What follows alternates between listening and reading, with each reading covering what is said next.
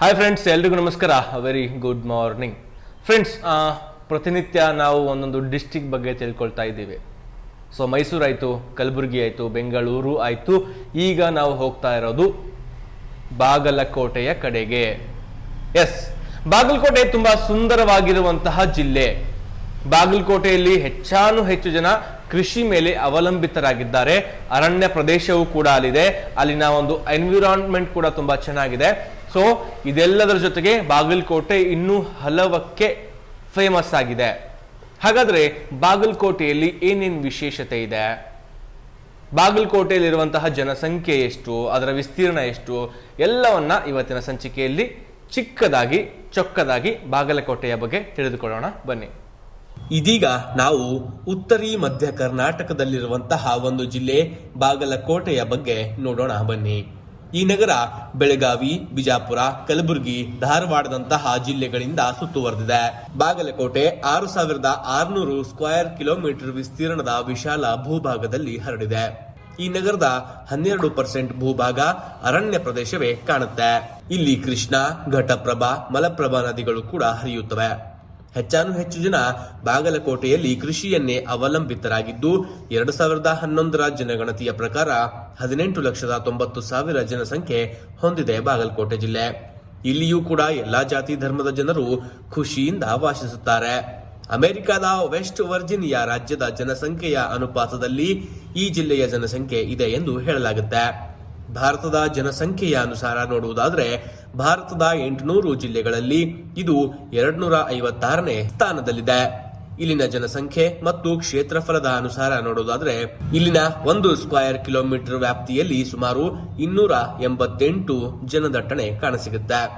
ಇಲ್ಲಿನ ಸಾಕ್ಷರತಾ ಮಟ್ಟ ಒಟ್ಟು ಜಿಲ್ಲೆಯ ಜನಸಂಖ್ಯೆಯ 70% ಇದೆ ಎನ್ನಲಾಗುತ್ತೆ. ಇಲ್ಲಿನ ಲಿಂಗಾನುಪಾತ ನೋಡೋದಾದ್ರೆ 1000 ಪುರುಷರಿಗೆ 984 ಅನುಪಾತದಲ್ಲಿ ಮಹಿಳೆಯರಿದ್ದಾರೆ.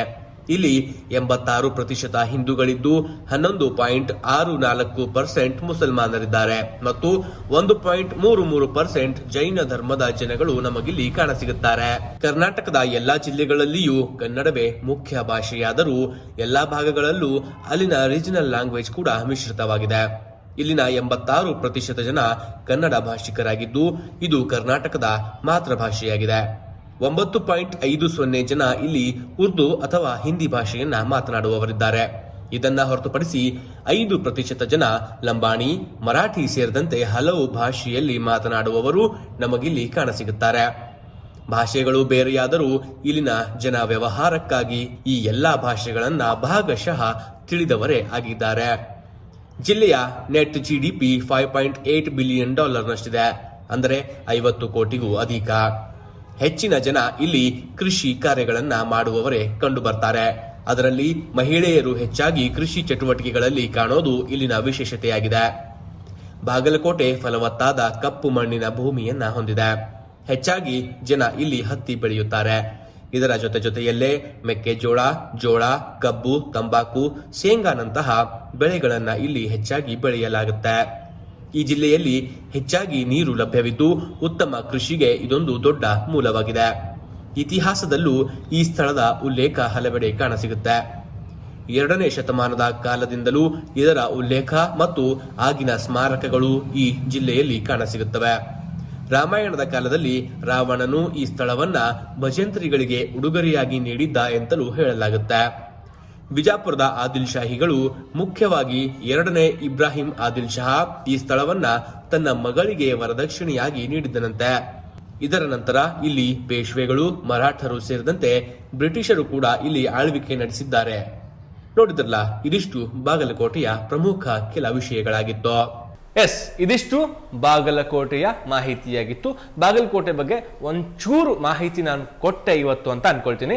ಇದರಿಂದ ನಿಮಗೂ ಕೂಡ ಒಂಚೂರು ಹೆಲ್ಪ್ ಆಯಿತು ಅಂತ ಅನ್ಕೊಳ್ತಾ ಈ ಸಂಚಿಕೆಯಲ್ಲಿಗೆ ಮುಕ್ತಾಯಗೊಳಿಸ್ತಾ ಇದ್ದೀನಿ. ಮುಂದಿನ ಸಂಚಿಕೆಯಲ್ಲಿ ಮತ್ತೊಂದು ಹೊಸ ಜಿಲ್ಲೆಯ ಮಾಹಿತಿಯೊಂದಿಗೆ ಮತ್ತೆ ಭೇಟಿಯಾಗೋಣ. ನಮಸ್ಕಾರ.